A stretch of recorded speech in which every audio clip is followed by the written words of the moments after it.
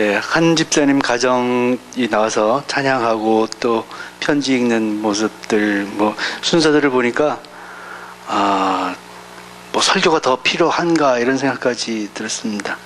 임원금 집사님 드라마를 또 보면서요, 임원금 집사님은 또 선생님이니까 저렇게 혼내고 사시는구나, 참 마초같이 사시나 보다 싶기도 하고요. 또 니콜라스 케이지로 착각하고 사시는 모습도 또 보기가 좋습니다. 선생님이니까 또 그렇지. 근데 이 시대에 많은 남자들이 그렇게 뭐 활기롭게 살지는 못하는 것 같은 생각이 많이 들어요. 간 큰 남자에 대한 유머 시리즈는 전에도 이제 종종 나돌아다녔지만 요새도 계속 개발되고 있는 것 같습니다. 뭐 요즘 인터넷에서 찾아보니까 이렇게 정리되어 있더라고요. 나이별로 밥상 앞에서 반찬 투정하는 20대 남자, 간 큰 남자래요. 아침에 식탁에 앉아서 밥 차려달라고 소리치는 30대 남자, 그리고 아내가 외출하는데 어디 가느냐라고 행선지를 묻는 40대 남자, 그 다음에 아내가 야단칠 때 말대답을 하거나 눈을 똑바로 뜨고 아내를 쳐다보는 50대 남자, 그 다음에 아내에게 퇴직금은 어디 갔냐고 묻는 60대 남자, 그 다음에 외출하는 아내한테 같이 가자고 조르는 70대 남자, 그 다음에 80대 남자들 중에는요, 그 나이까지 살아서 아내 고생시키는 남자들이 간 큰 남자랍니다. 물론 약간 좀 씁쓸하기도 하고, 뭐 또 이게 다 과장된 이야기고요, 또 웃자고 하는 얘기죠. 근데 세상에 떠도는 이런 유머들이 참 그 시대의 감정을 묘하게 나타내는 그런 면이 있는 것은 사실입니다. 그래서 그게 여러 사람들 입에 오르락내리락하게 되는 그런 이유가 되는 것 같기도 하고요. 어쩌면 이런 그 남자들의 그 약해짐, 또 남자들의 설 자리가 없어지는 이런 현상들은 어쩌면 남아선호 사상 때문에 아들을 많이 낳는 바람에 남자가 늘어나서, 그래서 그 남자의 역할, 또 남자가 지켜야 될 자리가 좀 좁아져 가는 게 아닌가 하는 생각도 들고요. 또 한편으로는 남전 여비 사상 속에서 안주해오던, 몇백 년간 안주해왔던 특히 우리나라 남자들이 결국 받아야 될 대가를 치러야 되는 거 아닌가, 이런 생각도 또 듭니다. 어쨌든 요즘 많은 가정에서요, 그렇게 남편이나 아버지로부터 바라는 것이 현저하게 없어졌다는 생각이 많이 들죠. 가정의 리더가 되기를 원하지도 않고, 가정을 꼭 지켜주길 원하지도 않습니다. 무언가를 가르쳐 주기를 원하지도 않고요. 이제는 좀 나서지 말고, 뭐 일치지 말고, 그냥 가만히 앉아서 시키는 심부름이나 좀 조용히 잘하면서 귀염받는 그런 애완용 남자, 이런 남자가 오늘날 많은 가정에서 점점 요구하고 있는 상이 아닐까, 이런 생각이 점점 드는 거죠. 이제 젊은 미혼 여성들은 자기보다 연봉이 낮은 남자, 또 이제 나이가 어린 연하의 남자, 또 애완용 펫이 되어줄 귀여운 남자, 이런 남자들을 원하는 경향이 심하다고 합니다. 그런 남자들이 당장은 편할 수 있고, 또 가정에서도 뭐 별로 속썩이지 않고 좋을 수 있겠는데, 그런 남자는 그러나 세월이 흘러가면서 조만간 가정에서 아무런 소용이 없는 그런 인물이 되고 맙니다. 왜냐하면 남자라는 게 원래 용도가, 원래의 역할이 그런 게 아니었기 때문이죠. 고장난 컴퓨터처럼 고철덩어리가 되어버려서 본연의 역할을 하지 못하는 그런 남자는 결국 그 가정에서 버려지고 사라지는 것입니다. 그런데 이 남자가 그냥 사라지고 버려진다면 그걸로 그냥 조용히 사라지고 버려지면 좋겠는데, 그게 그것만으로 끝나는 게 아니라는 데 문제가 있죠. 남편과 아버지가 사라져가는 그 가정은 그 전체가, 그 구성원 전체가 서서히 상처를 입게 되고요. 자녀들은 엉뚱한 곳에서 잘못된 영향을 받고, 그리고 심지어 나중에는 가정이 깨어질 수도 있는 것입니다. 아버지와 남편이 사라져가고 있는 가정, 그리고 아버지와 남편의 기능이 마비되어 가고 있는 가정, 이런 현실은요, 아내나 자녀들의 잘못도 아니고요, 또 아버지는 남편의 잘못이라고 할 수도 없고, 그렇다고 해서 세상의 잘못이라고 볼 수도 없습니다. 정말 많은 이유 때문에, 정말 복합적인 이유 때문에 일어나는 어떤 문화거나 또는 사회 현상이라고 볼 수도 있겠습니다. 오늘은 이런 오늘날의 가정 속에서 남자가 아버지나 남편으로서 어떻게 살아가야 하는지, 그리고 어떤 역할을 해야 되는지, 또 그 역할을 어떻게 살려가야 하는지를 함께 이야기해 보고자 합니다. 그 이야기를 하려면 먼저 남자라는 게 애당초 어떻게 만들어졌나 그것을 한번 살펴볼 필요가 있습니다. 마치 가전기구가 고장났을 때는 그 가전기구를 만든 제조사의 사용설명서를 펼쳐봐야 되는 것과 같죠. 남자의 사용설명서 그 어디 있느냐 하면은 우리 창세기에 적혀 있습니다. 2장 7절에 읽어보면 여호와 하나님이 땅의 흙으로 사람을 지으시고 생기를 그 코에 불어넣으시니 사람이 생명이 되니라. 여기서 사람이라고 하는 것은 사람은요 아담이죠. 아담. 원래 남자 아담을 이야기합니다. 그렇죠. 하나님은 남자를 먼저 지으셨습니다. 먼저 태어난 마다들처럼 또 먼저 태어난 선배처럼 또 먼저 태어난 우리 선조처럼 남자들은 먼저 태어났기 때문에 가지게 되는 어떤 본성을 특별히 가지게 되었습니다. 그 본성은요, 남자에게 왕이나 우두머리 또는 리더가 되는 리더로서의 피가 흐르게 만들어 놓고 있었습니다. 근데 여기서 오해하지는 마세요. 제가 지난 수천 년간 이 지구 곳곳에서 떠돌아다녔던 남성 우월 문화를 여기서 강조하고자 하는 것은 전혀 아닙니다. 남녀 불평등을 이야기하고자 하는 것도 아니고요. 다만 그 성경이라는 진리 속에서 남자들에 대해 어떻게 이야기하고 있는지를 살펴볼 뿐이에요. 그 지금 읽었던 2장 7절 창세기가 기록된 후에 수천 년이 지난 후에 바울은 에베소서에서 이렇게 이야기합니다. 남편은 아내의 머리가 되는데 그것은 그리스도가 교회의 머리가 되는 것과 같다고요. 그렇게 하나님께서는 구약과 신약을 통틀어서 남자가 가정의 리더 또 가정의 왕 그런 우두머리가 되기를 원하셨다는 거예요. 그것이 남자 창조의 본질입니다. 시간이 지나고 세월이 흘렀어도 또 21세기가 되었어도 이것은 여전히 진리죠. 그것은 부인될 수가 없습니다. 그런데 여기서 남자들이 한 가지 착각하지 말아야 될 것이 있습니다. 하나님께서 남자를 왕이나 리더로 세우신 그 창조의 목적과 의미를 착각하지 말아야 된다는 겁니다. 왕이나 리더가 된다는 것은 무엇인가를 누릴 수 있는 어떤 권리를 주는 것이 아니죠. 그렇게 잘못된 의미를 받아들이기 시작하면 남자는 가정의 높은 자리에 앉아서 가족들에게 심부름이나 시키고 그리고 언제나 이기적이고 교만한 그런 가운데 자기 편한 대로만 행동할 수 있게 되는 것으로 그런 존재인 것으로 오해하게 됩니다. 그러나 그것은 남자 창조의 본질을 오해하고 왜곡한 것입니다. 아버지나 남편이 한 가정에서 왕이나 리더의 역할을 한다는 것은 책임을 진다는 의미입니다. 그 가정에서 어떤 문제가 일어나면 그 문제에 대해서 하나님 앞에 1차적인 책임을 지는 게 남자라는 의미예요. 그래서 아버지나 남편은 그 가정에서 하나님이 명하신 것과 어긋나는 어떠한 문제도 일어나지 않도록 잘 지켜나가야 될 그런 의무가 있습니다. 그 의무를 다하려면 아버지와 남편이 어떻게 해야 되느냐? 그것이 오늘의 주제라고 할 수 있습니다. 그것이 어떻게 성경에도 써 있나요? 써 있습니다. 성경 창세기 2장 15절에서 18절까지 말씀을 오늘 함께 읽어가면서 남자가 어떻게 살아가야 하는지 그리고 하나님께서 남자가 어떻게 살아가기를 원하시는지를 한번 살펴보려고 하는 거죠. 창세기 2장 15절에는 이런 말씀이 기록되어 있습니다. 여호와 하나님이 그 사람을 이끌어 에덴 동산에 두어 그것을 경작하며 지키게 하시고 그 사람 아담이죠.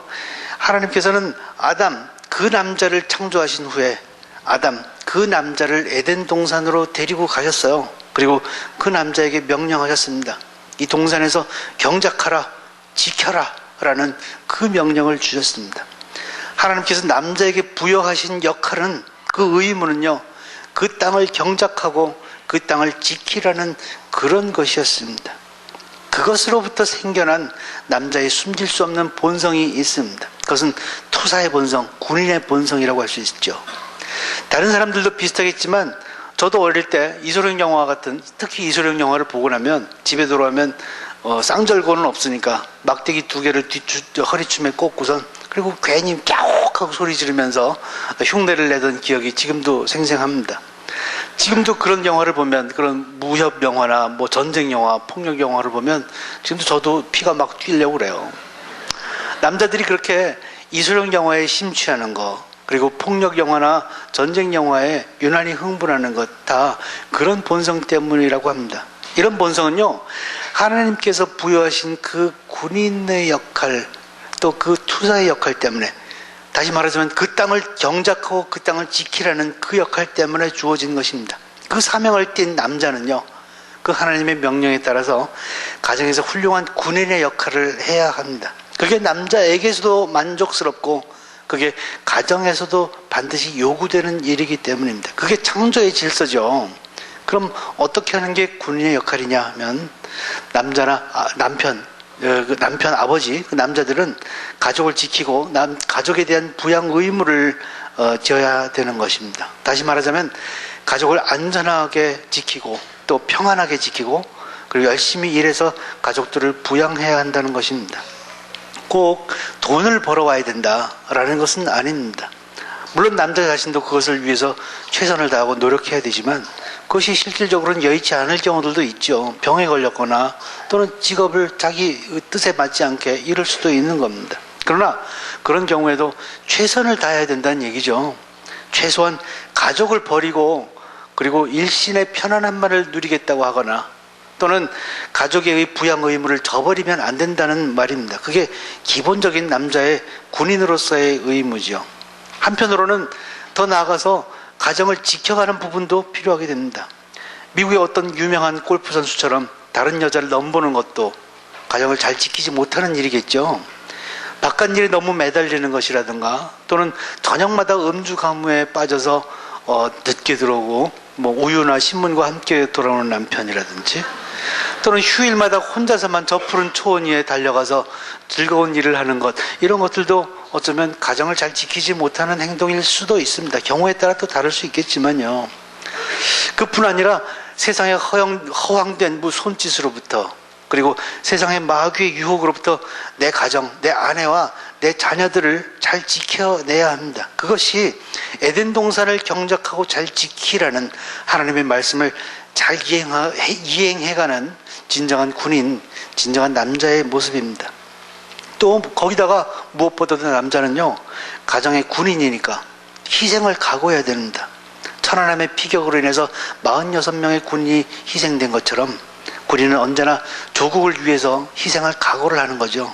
내 가정이, 내 아내나 내 자녀가 평안할 수 있다면 내가 원하는 것을 양보할 수 있고 또 내가 희망하는 것을 포기할 수 있는 것, 그래서 희생할 수 있는 그 각오를 해나가는 것이 군인의 본성을 올바르게 키워가는 남자입니다. 남자가 가진 이런 군인의 본성을 왜곡하게 되면 그것은 폭력배로 나타나게 되죠. 아내와 자녀에게 씻을 수 없는 폭언을 던지고 술 취한 채 폭행하는 그런 일들, 그것은 창조의 질서를 벗어난 남자의 왜곡된 모습입니다. 남자가 온전한 군인의 모습을 찾지 못하면요, 남자는 스스로 아빠와 남편의 자리를 서서히 잃어가게 되고요. 그렇게 남자가 사라져간 가정은 외부의 유혹과 외부의 힘과 함께 붕괴되고 약해질 것입니다. 에덴 동산을 경작하고 그것을 지켜라.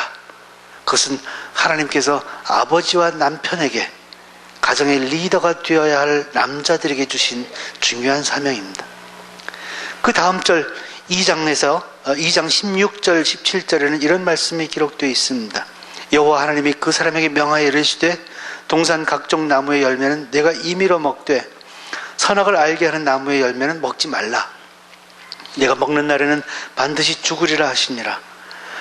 하나님께서는 하와 그 여자를 창조하시기 전에 일찍이 그 남자 아담에게 이런 명령을 하신 거예요. 먹어야 할 것과 먹지 말아야 할 것을 구별하라. 그리고 그것과 관련된 하나님의 명령에 순종해라 라는 것을 요구하신 것입니다. 그 요구를 남자에게 하셨어요. 그것은 사실 그런 요구는요, 지혜의 핵심이었습니다. 하나님의 명령이 무엇인지 그것을 명확하게 알고 또 그것을 순종하는 것, 그게 지혜의 전부 아니에요. 거기다가 더 나아가서 하나님께서 남자들에게 아내와 자녀에게 그 지혜를 가르치는 것, 그것이 하나님께서 남자에게 명령하신 또 하나의 과제였습니다. 이제 보세요. 첫째, 아버지와 남자들은 자기 자신이 그 지혜를 가져야 된다는 것입니다. 하나님의 명령을 잘 알고 순종하기 시작해야 된다는 거예요. 근데 많은 크리스천 가정에서 아빠와 남편이 성경을 잘 모르거나 또 하나님과의 관계에 소홀해져 있는 것을 당연하게 받아들이는 경향이 있는 것을요, 우리는 종종 볼 수 있습니다. 너무나 흔한 일이어서 충분히 이해될 수 있는 것처럼 보여지지만 사실 그것은 남자의 측면에서 보면 남자가 하나님께서 자기에게 주신 사명을 포기하는 일입니다. 일 때문에 바빠서 시간이 없다, 이런 것들은 핑계가 될 수가 없습니다. 하나님께서 주신 창조의 질서 속에서 주신 그 본질적인 사명을 남자 스스로 포기할 뿐이기 때문이에요. 성경을 읽고 외우고 기도하고 영적인 지혜를 충분히 갖춰가는 것, 그것이 남자가 제일 먼저 해야 될 부분입니다. 거기다가 남자는 자기가 알게 된 하나님의 명령을 가족 구성원에게 잘 가르쳐야 합니다. 만약 가족 중에 누군가가 하나님의 명령을 잘 알지 못해서 잘못을 저지르는 경우가 있다면 그것은 우선적으로 아버지는 남편에게 책임이 돌아가게 됩니다. 우리가 잘 아는 창세기 이야기로 한번 돌아가 보죠. 하와는, 우리가 잘 알듯이요, 하와는 뱀의 유혹에 빠져서 선악과를 마침내 따먹었죠. 그리고 하와는 그 선악과를 아담 남편에게도 먹였습니다.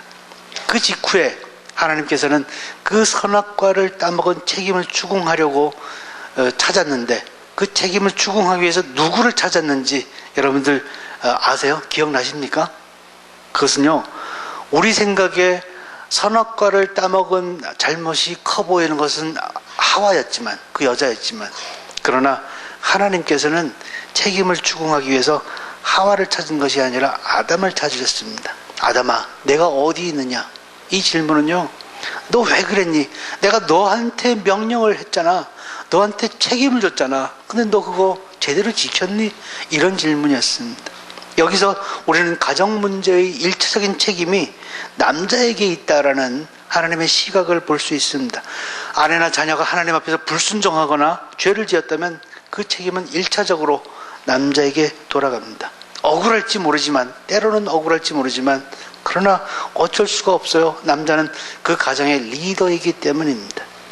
더 어려운 것이 하나 있는데, 그것은 그렇게 남자가 지혜를 가르치려면 자기가 먼저 모범을 보여야 한다는 것입니다. 아빠가 예컨대 흡연이라는 건강하지 못한 습관으로부터 전혀 벗어나지 못하면서, 그러면서 자녀에게는 이런저런 나쁜 습관을 고쳐라라고 한다면 참 들어먹히기 힘들어요. 가르치려고 하는 것을 먼저 자기 자신이 지켜가는 그런 모범을 보여주어야 한다는 것입니다. 그것을 하지 않으면 남자는 왕과 리더의 역할을 지켜내기가 참 어렵습니다. 아버지나 남편은 단순한 지혜자, 하나님의 명령을 아는 것, 그것으로부터 더 나아가서 가족들의 멘토가 되어 주어야 합니다. 멘토가 된다는 것은 추상적인 지혜를 구체적인 순간에 적용하는 방법까지도 가르쳐 줄 수 있어야 한다는 것입니다. 하나님의 명령을 삶의 현장의 구석구석에서 그것이 어떻게 적용되어야 하는지 그 방법을 가족 구성원들에게 가르쳐 줄 수까지 있어야 된다는 것입니다. 그러기 위해서는 가족 한 사람 한 사람에게 개별적인 관심을 가지고 있어야 되죠. 그들의 상황과 자녀들의 상황과 자녀들의 변화, 아내의 상황과 아내의 변화에 대해서 늘 민감하게 잘 알고 있어야 합니다. 에베소 6장 4절에 의하면 아버지가 자녀의 마음을 상하게 하거나 화를 돋구지 말라고 그렇게 이야기합니다. 그런 일은요, 아버지가 자녀의 상황과 변화에 대해서 전혀 알지 못할 때 흔히 일어납니다. 예컨대 자녀가 스스로 자기의 그 뚱뚱한 외모를 매우 비관하고 있는 그런 상황인데 아버지가 그 상황을 전혀 모르고 있다가 어느 날 식탁에서 자녀에게 너 그거 편식하지 마, 너 밥 남기지 마, 반찬도 남기지 마, 싹싹 다 긁어먹어 라고 꾸짖으면 어떻게 되겠어요? 자녀는 화가 납니다. 아빠가 하는 그 이야기가 잘못된 것은 아니죠. 편식하지 말라는 게 뭐가 잘못된 일이에요? 옳은 일입니다. 그러나 아빠는 그 순간에 그 자녀의 멘토가 되는 역할을 잘 해내지 못한 겁니다. 지혜를, 그 하나님의 명령을 잘 알고 그것을 스스로 잘 지키는 것뿐만 아니라 가족들에게 잘 가르치고 이제 더 나아가서 구체적인 순간에 가족들을 잘 알고 가족들의 상황에 맞는 그런 가르침을 줄 수 있는 멘토, 그 멘토의 역할, 그것이 하나님께서 남자에게 주신 두 번째의 사명이라고 할 수 있습니다. 이제 그 다음 귀절 창세기 2장 18절을 읽어보면 이렇게 기록되어 있습니다. 여호와 하나님이 이르시되 사람이 혼자 사는 것이 좋지 아니하니 내가 그를 위하여 돕는 배필을 지으리라 하시니라. 이 말씀은요, 남자가 아무것도 할 일이 없으니까 재미없어 하고 심심해 하니까 하나님이 장난감으로 여자를 만들어 주셨다는 그런 취지가 아니죠. 부부는 서로에게 돕는 배필이 되어 주어야 한다는 것입니다. 따라서 남편은요, 아내에게 돕는 자가 되어 주어야 한다는 것이 하나님의 말씀의 의도입니다. 남편의 이런 모습은 친구의 모습이라고 할 수 있습니다. 바울 사도가 에베소서 5장 28절에서 권고한 것처럼 남편은 자기 몸을 아끼고 사랑하는 그런 상태, 그런 방법으로 아내를 사랑하라고 하셨는데, 그렇게 아내를 사랑하는 그런 종류의 친구가 되어 주어야 합니다. 부부관계는요, 결코 상하관계가 아니죠. 골로새서 3장 18절을 흔히 이야기하기도 합니다. 아내와 남편에게 복종하라. 그러나 그 말씀은 부부간의 상하관계를 이야기하는 것이 아닙니다. 이 말씀에서 복종하라 라는 그 동사는요, 원래 이런 의미예요. 명령에 얼마든지 거부할 수 있는 그런 위치, 그런 지위, 그런 자격을 가지고 있음에도 불구하고 스스로의 결단으로 그 상대방의 명령에 굴복하는 척 해줘라, 또 거기에 그 아래로 들어가 줘라 라는 것을 의미하는 동사예요. 그러니까 바울 사도의 권고는 아내 보고 이야기하면서 아내가 남편과 기본적으로는 동등한 존재인데 아내 스스로의 결단으로 남편의 말을 들어주고 그의 얼굴을 세워주고 그가 가정의 리더, 가정의 왕으로 잘 역할할 수 있도록 도와주라는 그런 말씀입니다. 그러니까 이것은 결코 남자에게, 아버지나 남편에게 하신 말씀이 아닌데, 남편들은 이 귀절을 흔히 아내에게 들이대면서 이것 봐, 당신은 내 말에 무조건 복종해야 돼 라고 그렇게 이야기하기도 하죠. 저도 과거에 종종 써먹은 부분이지만, 그것은 그러나 성경을 왜곡해서 풀이한 잘못된 주장입니다. 어쨌든 그렇게 남편은요, 아내에게 좋은 친구가 돼서 그를 도와줘야 되는 것입니다. 그것이 한 여자의 돕는 배필로서 남편이 된 남자에게 하나님께서 요구하신 또 하나의 역할입니다.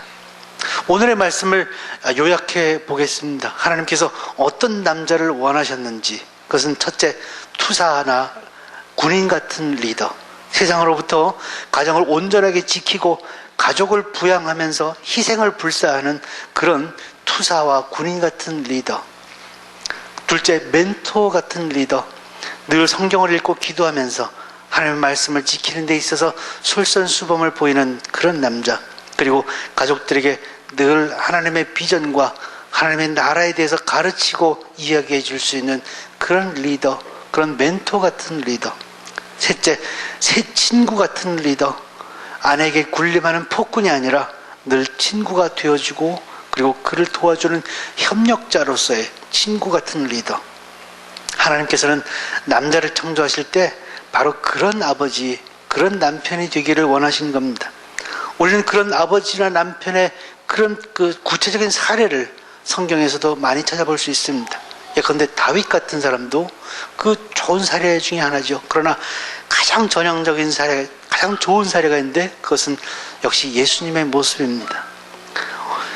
5,000명이 모였던 빈들에서 떡을 나눠주셨던 그 예수님, 그 사람들에게 필요한 것을 공급해 주셨던 예수님, 제자들과 함께 하신 그 마지막 날 밤 그 만찬 석상에서 떡을 떼어주신 예수님, 그들에게 생명의 떡을 공급해 주신 예수님, 폭풍에 흔들리는 그리고 죽을지 모르는 위험이 닥쳐온 그 배 위에서 제자들을 안심시키고 지켜내신 예수님, 그렇게 군인처럼 든든하게 지켜주시는 그런 예수님, 우리 죄 때문에 십자가에서 돌아가신, 그래서 자신의 희생을 감수하신 그런 예수님, 그 예수님의 모습에서 우리는 남자가 가져야 될 군인의 모습을 보는 것입니다. 또 있죠. 천국과 하나님의 말씀을 쉽고 재미있는 비유 이야기로 잘 가르쳐 주신 예수님, 수가의 여인과 니고데모에게 정말 그들의 인생에 가장 피가 되고 살이 되는 필요한 말씀을 해주셔서 그들의 인생을 바꾸어 주신 그 예수님, 그 예수님의 모습에서 우리는 남자가 가져야 될 멘토의 모습을 보는 것입니다. 나사로의 죽음 앞에서 함께 울어주신 예수님, 세리와 청녀들과 함께 식탁에 앉아서 웃고 떠들며 밥을 먹으신 그 예수님, 그 예수님의 모습에서 우리는 남자가 가져야 될 친구의 모습을 볼 수 있는 것입니다. 아버지와 남편들이 머릿속에 그려야 될 모습은요, 바로 이런 예수님의 모습입니다. 그 모습을 닮아갈 때 아버지와 남편, 우리 남자들은요, 하나님께서 창조하실 때 내려주신 원래의 사명과 역할을 온전히 해나갈 수 있게 될 것입니다. 이제 마지막으로 덧붙일 것은 이제 아버지와 남편이 아닌 이 아내와 자녀들, 가족들이 아버지와 남편을 대할 때 어떻게 해야 되는지를 덧붙이고자 합니다. 군인으로서, 멘토로서, 친구로서의 역할을 고르게 해내고 있는 남편, 그래서 그렇게 가정의 모범적인 리더라고 인정받을 만한 아버지들이 많으면 얼마나 많겠어요? 사실은 소수일 겁니다. 대부분의 아버지와 남편들은 아직도 부족한 점이 많이 있을 겁니다. 저 뒤에 앉은 제 아내의 얼굴에 아주 묘한 웃음이 번지고 있는 이유가 뭘까요? 저도 마찬가지일 것 같아요. 미리 찔리기 전에 고백을 하는 건데요. 그죠? 이때 한번 질문을 하나 할게요. 콜럼부스가 원래 황금의 땅 인도를 찾아 나선 사람이었어요. 황금의 땅 인도를 찾아서 배를 몰고 떠났는데 그 사람이 인도가 아니라 지구 반대쪽에 있는 엉뚱한 신대륙을 발견한 거예요. 의문이에요. 여기서 어떻게 해서 콜럼부스는 자기가 목적했던 그 목적지 황금의 땅 인도가 아니라 신대륙에 도착하게 됐어요. 엉뚱한 신대륙이라는 다른 목적지에 다다르게 됐을까? 그 답을 알고 계세요? 그것은 콜럼부스가 남자였기 때문입니다. 아직도 이해 안 가시죠? 남자라서 중간에 누구에게 귀를 묻지 않고 그대로 그냥 가버렸기 때문이라고 해요. 중간에 어디선가 내려서 인도가 어디냐고 물어보고 갔더라면 제대로 갔을 텐데 그냥 그대로 남자가 길도 묻지 않지 하기 때문에 신대륙에도 엉뚱한 목적지에 도착했다는 겁니다. 남에게 길을 물어보는 것, 그것은 남자의 자존심을 상하게 하는 일이죠. 원래부터 리더의 본질을 가진 남자는요, 어떤 이유로든지 리더의 자리를 빼앗길 때 그 자존심에 깊은 상처를 입습니다. 그리고 그 직후부터 엄청난 열등감에 시달리게 됩니다. 남자라는 것은 원래 그런 열등감과 자존심 덩어리라고 합니다. 남자의 열등감과 자존심에 상처를 주면 남자의 본성은 급하게 왜곡됩니다. 슬기로운 왕의 본성을 가지고 있던 남자가 그렇게 왜곡이 되게 되면 그 사람은 폭군으로 변하죠. 군인의 본성을 가지고 있던 그 남자의 원래의 모습이 왜곡이 되면 그 남자는 폭력배로 변합니다. 멘토의 본성이 왜곡된 남자는요, 무식하고 이기적인 사람으로 변하고, 그리고 친구의 본성이 왜곡된 남자는 비열한 배신자로 변합니다. 아내와 자녀들은요, 남편과 아버지가 부족하다고 해서 그를 비난하거나 지적해서는 안 됩니다. 아버지와 남편이 혹시 부족한 부분이 있다면 그 아버지와 남편이 진정한, 가정의 진정한 왕이 될 수 있도록, 진정한 리더가 될 수 있도록, 진정한 군인과 멘토와 친구가 될 수 있도록 격려하고 배려하고 함께 노력해야 됩니다. 당신도 할 수 있어, 우리 함께 해봅시다 라는 그런 방향으로 나가야 되는 겁니다. 남자를 북돋우고 격려해주면 불씨가 살아나듯이 그의 본래의 본성과 장점이 드러나기 시작하게 됩니다. 남자가 열등감에서 벗어나도록, 그래서 왕의 자리에 다시 올라가도록 세워주고 배려하고 또 돌보아 주어야 됩니다. 왜 그래야 돼요? 그 남자를 위해서가 아닙니다.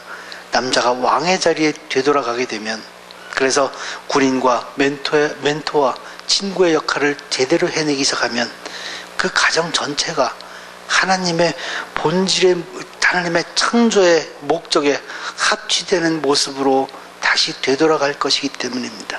그래서 하나님께서 꿈꾸셨던 평화의 터전으로 변하기 시작하게 될 것이기 때문입니다. 그 가정에 하나님이 약속하셨던 평화와 축복이 내려지기 시작할 것이기 때문입니다. 이 5월에, 이 좋은 5월에요, 아버지와 남자들은 그 창조의 목적에 부합하는 그런 남자가 되기 위해서 노력하고, 또 한편 남자가 아닌 가족들, 아버지와 남편을 제외한 가족들은 그 아버지와 남편들을 격려하고 또 함께 노력해서 하나님이 기뻐하시고 하나님이 축복하시는 그런 가정을 이루기를 우리가 함께 기도하고 또 그런 축복을 함께 나누게 되기를 원합니다.